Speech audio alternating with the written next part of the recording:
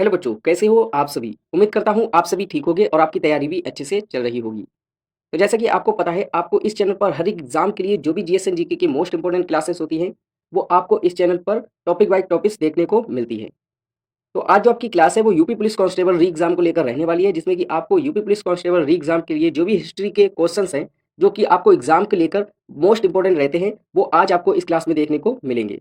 तो बने रहिएगा इस क्लास के एंड तक, जिससे कि आप अपने एग्ज़ाम में अच्छा सा स्कोर करके आ सको। तो चलिए देरी ना करते हुए इस क्लास को स्टार्ट करते हैं।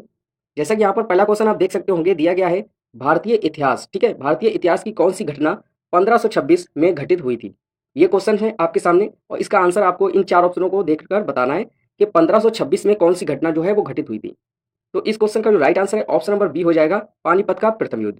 ठीक है? ऑप्शन नंबर बी जिसका भी आ रहा था बिल्कुल सही है, बिल्कुल परफेक्ट है। ऑप्शन नंबर बी आपका बिल्कुल सही हो जाएगा, पानीपत का प्रथम युद्ध। 1526 में जो है वो पानीपत का प्रथम युद्ध हुआ था और किसके-किसके मध्य में हुआ था अगर आपसे ये पूछा जाए, तो बाबर प्लस इब्राहिम लोदी के मध्य में हुआ था। ठीक है? बाबर प्लस इब्राहिम लोदी के मध्य में 1526 ईस्वी में पानीपत का प्रथम युद्ध हुआ था और इस युद्ध में जो विजयी हुआ था वो कौन हुआ था? तो बाबर की जो है वो विजय हुई थी। ठीक है? बाबर इस युद्ध में जीत गया था। ठीक है? बाबर की विजय हुई थी, बाबर इस युद्ध में जीत गया था। ठीक है? अगर यहाँ पर हम बात करें कि शेरशाह सूरी और हुमायूँ की पराजय, ठीक है? शेरशाह सूरी द्वारा हुमायूँ की पराजय जो है वो कब की गई थी? तो 1540 ईस्वी में की गई थी। ठीक है? 1540 में जो है वो हुमायूँ और शेरशाह सूरी के मध्य में एक युद्ध हुआ। ठीक है? उसमें जो है हुमायूँ की पराजय हो गई थी शेरशाह के द्वारा। ठीक है? शेरशाह सूरी द्वारा हुमायूँ की पराजय 1540 ईस्वी में हुई थी। ठीक है?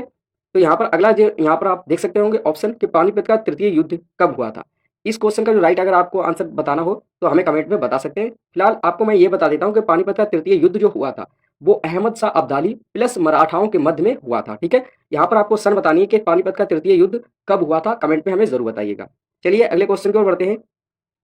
अगला क्वेश्चन आप यहाँ पर देख सकते होंगे, बड़ा ही कॉमन सा क्वेश्चन है। हर एक छात्र को ये क्वेश्चन ज़्यादातर जो है वो आता ही होगा, हर एक छात्र को आता होगा। अगर नहीं आता तो यहाँ पर देखिए, दिया गया है प्रसिद्ध इमारत जामा मस्जिद। ठीक है?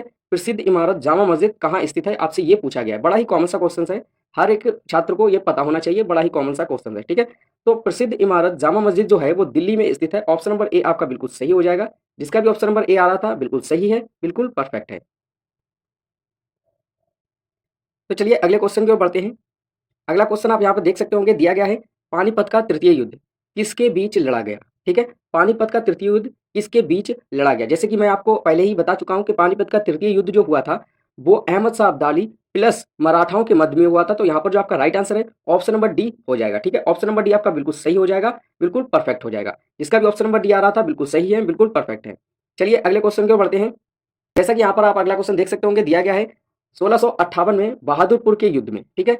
1658 में बहादुरपुर के युद्ध में शाहजहां के दूसरे बेटे शाह सूजा, ठीक है? शाहजहां के दूसरे बेटे शाह सूजा को शाहजहां के पोते डैश डैश डैश ने हराया था। यहाँ पर आपको बताना है कि यहाँ पर कौन हो सकता है जिसने शाह सूजा को हराया था। तो इस क्वेश्चन का जो राइट आंसर हो जाएगा ऑप्शन नंबर बी हो जाएगा, सुलेमान सिको। ठीक है? ऑप्शन नंबर बी आपका बिल्कुल सही हो जाएगा। जिसका भी ऑप्शन नंबर बी आ रहा था बिल्कुल सही है, बिल्कुल परफेक्ट है। 1658 में बहादुरपुर के युद्ध में सुलेमान सिको ने शाह सूजा को जो है पराजित किया था, हराया था। ठीक है? ऑप्शन नंबर बी आपका बिल्कुल सही हो जाएगा, बिल्कुल परफेक्ट हो जाएगा। चलिए अगले क्वेश्चन की ओर बढ़ते हैं। अगला क्वेश्चन आप यहाँ पर देख सकते होंगे, दिया गया है कुतुब मीनार का निर्माण किसने पूर्ण करवाया? ठीक है? यहाँ पर देखिए क्वेश्चन समझिएगा, कुतुब मीनार का निर्माण किसने कराया? अगर आपसे ये पूछा जाता तो क्वेश्चन अलग हो जाता, लेकिन आपसे ये पूछा गया है कि कुतुब मीनार का निर्माण किसने पूर्ण करवाया? ठीक है? किसने पूर्ण करवाया मतलब पूरा करवाया, उसका आपको नाम बताना है।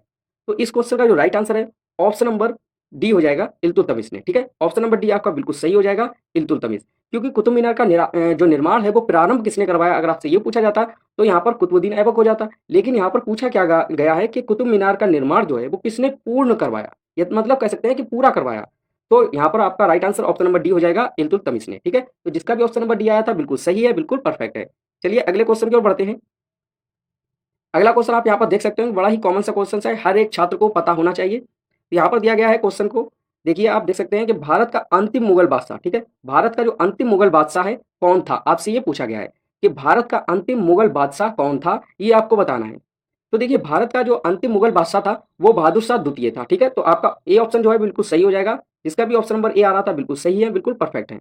बहादुर शाह द्वितीय जो थे, बहादुर शाह द्वितीय वह अंतिम मुगल बादशाह थे, ठीक है? बहादुर शाह द्वितीय अंतिम मुगल बादशाह थे और इनको बहादुर शाह जफ़र के नाम से भी जाना जाता है, ठीक है? बहादुर शाह जफ़र के नाम से भी जाना जाता है और अगर पूछा जाए कि जो मुगल बादशाह का जो पद था वो कब से समाप्त कर दिया गया? तो 1857, ठीक है? 1857 ईस्वी से जो है वो समाप्त कर दिया गया था, ठीक है? मुगल बादशाह का जो पद है वो 1857 ईस्वी से समाप्त कर दिया गया और अंतिम मुगल बादशाह कौन थे? तो बहादुर शाह जफ़र या बहादुर शाह द्वितीय थे, ठीक है? तो यहाँ पर आपका right answer option number A हो जाएगा। चलिए अगले क्वेश्चन की ओर बढ़ते हैं। तो जैसे कि यहाँ पर अगला क्वेश्चन आप देख सकते होंगे दिया गया है सिखों के सैन्य संप्रदाय खालसा, ठीक है? सिखों के सैन्य संप्रदाय खालसा का प्रवर्तन किसके द्वारा किया गया? देखिए मोस्ट इंपोर्टेंट क्वेश्चन है आपके हर एक एग्जाम को लेकर, हर एक एग्जाम में आपने इस क्वेश्चन को देखा होगा।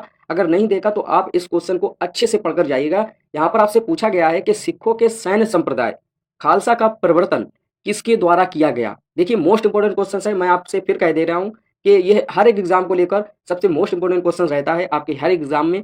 पूछा गया है कि सिखों के सैन्य संप्रदाय खालसा, ठीक है? खालसा आपको याद रखना है कि खालसा का प्रवर्तन किसके द्वारा किया गया? तो इस क्वेश्चन का जो राइट आंसर है ऑप्शन नंबर सी हो जाएगा गोविंद सिंह, ठीक है? ऑप्शन नंबर सी आपका बिल्कुल सही हो जाएगा, जिसका भी ऑप्शन नंबर सी आ रहा था बिल्कुल सही है, बिल्कुल परफेक्ट है। चलिए हमें ये बताइए कि सिखों के जो प्रथम गुरु थे उनका नाम क्या था? हमें कमेंट में उनका नाम बताइए। तो आपको ये क्लास कैसी लगी हमें कमेंट में ज़रूर बताइएगा और आपके कोई भी यहाँ पर ऐसा क्वेश्चन रह गया हो जिसमें आपको डाउट हो, उस डाउट को भी हमें कमेंट में ज़रूर बताइएगा जिससे कि मैं आपका डाउट क्लियर कर सकूँ, उसको दूर कर सकूँ। तो आपको ये क्लास थोड़ी-सी भी यूज़फुल लगी हो, थोड़ी-सी भी जो है अच्छी लगी हो, अपने एग्ज़ाम को लेकर थोड़ी-सी भी मदद मिली हो तो इस वीडियो को जो है लाइक ज़रूर कीजिएगा, जिससे कि मुझे लिए इस वीडियो को यहीं तक रखते हैं। फिर मिलते हैं अगली वीडियो में अच्छे क्वेश्चन के साथ, तब तक के लिए टेक केयर।